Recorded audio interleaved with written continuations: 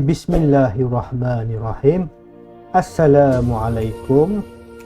Kita berjumpa lagi pada sesi kali ini. Di mana kita akan membincangkan tentang masih lagi di bab 4, transformasi isometri. Di mana kita akan masuk kepada subtopik yang terakhir, 4.5, translasi, pantulan dan putaran sebagai isometri. Tengok apakah itu. Sebelum ni kita dah tengok apa itu translasi, apa itu pantulan dan apa itu putaran. Macam mana nak cari translasi, nak cari image untuk translasi, pantulan dan juga putaran. Untuk sesi kali ini kita akan tengok apakah dimaksudkan dengan translasi, pantulan dan putaran sebagai isometri. Kita tengok standard pembelajaran kita hari ini ialah menyiasat hubungan antara kesan, translasi, pantulan dan putaran terhadap jarak di antara dua titik pada objek dan image, dan seterusnya menerangkan isometri. Dan juga kita akan menerangkan hubungan antara isometri dengan kekongruenan. Image suatu objek yang melalui translasi, putaran atau pantulan mempunyai kesamaan tertentu. Dalam rajah berikut, image 1, image 2 dan image 3. Image 1, image 2 dan image 3 masing-masing merupakan image bagi objek di bawah proses translasi. Nampak? Ini adalah translasi di mana dia akan bergerak 6 ke bawah, 10 ke kanan. Ingat lagi ini, yang atas ni sama ada kiri atau kanan. Kalau positif dia ke kanan, kalau negatif dia ke kiri. Kalau ini atas bawah, kalau positif dia ke atas, kalau negatif dia ke bawah. Sebab tu dia turun 6 dulu, lepas tu dia pergi ke kanan.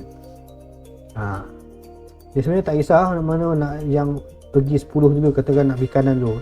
Kanan dulu 10, turun 6. So sama juga dia akan dapat kat sini. Image yang kedua adalah pantulan. Pantulan pada paksi pantulan ni lah. Paksi pantulan ni.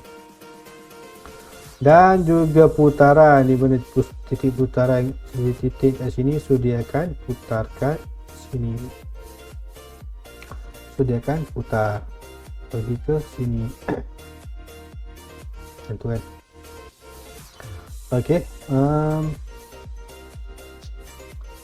Isometri akan mengekalkan bentuk dan saiz asal objek. Kamu tengok. Sebelum tengok apakah kesamaan.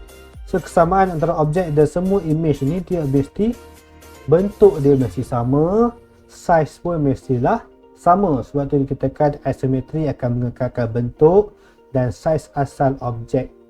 Isometri menghasilkan image yang sentiasa kongruen. Kan ingat lagi kongruen. Kongruen tu itulah saya kata tadi.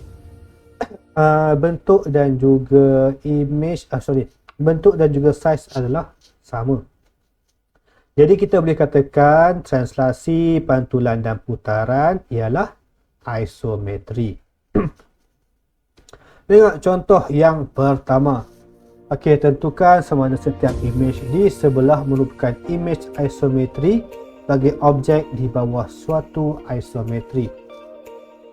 Tengok sini, adakah setiap image ni, image 1, 2, 3 ni adalah isometri?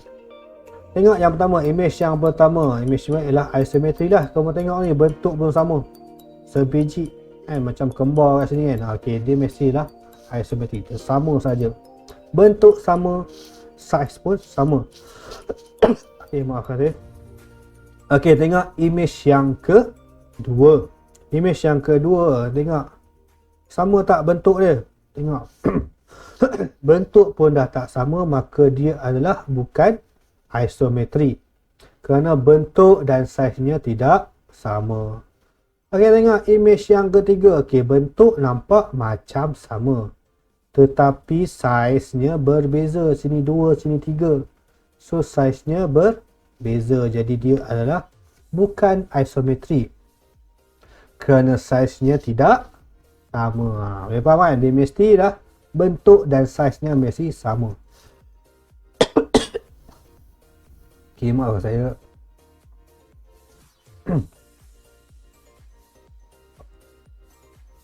Okey, objek dan image adalah sama bentuk dan sama saiz di bawah suatu isometri. Oleh itu, objek dan image adalah kongruent. Okay. Ulangi tadi yang kongruent, sama bentuk dan juga sama saiz. Isometri adalah transformasi yang menghasilkan image yang kongruent dengan objek. Tengok dulu contoh yang kedua. Objek J, KL dan M ia adalah kongruent. Maksudnya dia bentuk dia sama, saiz pun adalah sama. Nyatakan isometri yang memetakan A, objek J kepada K. So objek J kepada K. Maksudnya ni objek, ni adalah image. Okey, ni apa ni? Transformasi apa ni? Okay, kalau sama ya, kamu tengok sama je, bentuk sama, saiz sama, kedudukan pun sama, tak ada pusing, tak ada ni. So dia mesti adalah translasi. Kemudian dia akan bergerak dari sini 1, 2, 3, 4, 5 ke kanan. Yang juga naik 3. 5, 3. Okey, objek J kepada L. J kepada L. Okey, tengok. Dia tersongsang sisi nama kan. J kepada K dia nampak macam tersongsang sisi. Bentuknya sama, saiz pun sama. Tapi dia tersongsang sisi. Apa tu?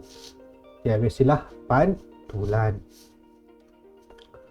Okey, yang terakhir C. Objek J kepada M. Okey, nampak macam ni.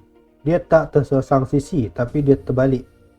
Dia macam dia berpusing, kan? Titik ni kan, dia katakan titik dia berpusing, dia ke bawah. So dia adalah putaran. Okey, kalau putaran ni kamu rasa warna titik dia. Titik dia ni, kamu tengok mana yang sama, ni kan, ni kan. Dia ni lah, dia bertemu. Okey, macam nak cari titik putaran, kamu akan tahulah nanti. Okey, titik ni. So untuk setakat ni kamu tak perlu cari titik putaran ni, kamu hanya mesti tahu adakah ia translasi, pantulan atau putaran. Okey, sampai di sini dahulu PDPR kita pada hari ini. Okey, saya dah siapkan kamu punya tugasan dan worksheet kamu dalam workbook kamu boleh tengok nanti. Dan tolong siapkan.